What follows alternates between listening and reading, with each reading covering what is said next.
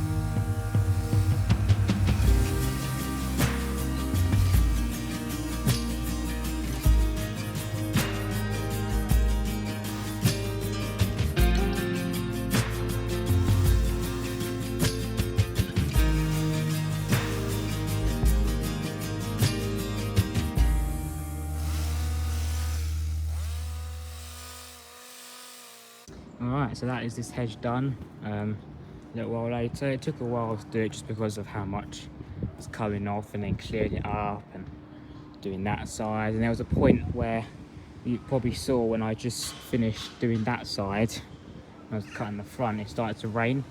It was like 20 minutes of torrential rain, so I had to sit in the van and had a lunch break. A bit later on, I did more of the backside, and so it took a few hours to do it, about 3.5 hours I've been here for, but it took probably about 2 hours to do in total, me actually working. But it does look a lot better though. It's all nice and neat now. It's not the best shape, I will have to say, it's not the best shape. A lot of these hedges never really seem to stay in a nice shape after many years. They'll go all over the place, but once they're being cut and tidied, they do look really nice though. It looks nice and neat. This part was a bit hard to get because it comes out quite far here. It's probably hard to see from that angle, but it comes out, it's quite dense. It's quite wide over the end, at the ends there. So I think maybe eventually I might end up reducing it, just sort of making it a bit narrower, so it's just not so wide, so I don't have to struggle to reach that bit in the middle with the hedge trimmer. I don't want to have to use a platform or get the long reach out just for that little bit in the middle that I just can't reach. But that's it all trimmed. I've cleared up some of this. I'm not going to do all of it today just because there's not loads of space in the bin, but with how overgrown this is anyway, you can't really see it. It'll rot down and I'll just pick it up the next time here, which I think will be in a week. So there's some there. I did pick some of it up. I picked up a pile that was here, but it's mainly more of just what's over there. Yeah. So this was reduced back anyway just because it came out a bit more, and as you're trimming along you want to keep it sort of in line. So there have been bits that have been reduced just because if they naturally come out a lot more than the rest of it, then it's going to happen. But yeah, that is basically this video done. I'll see you the next time whenever I make a video, which I'm sure will be soon. So yeah, bye.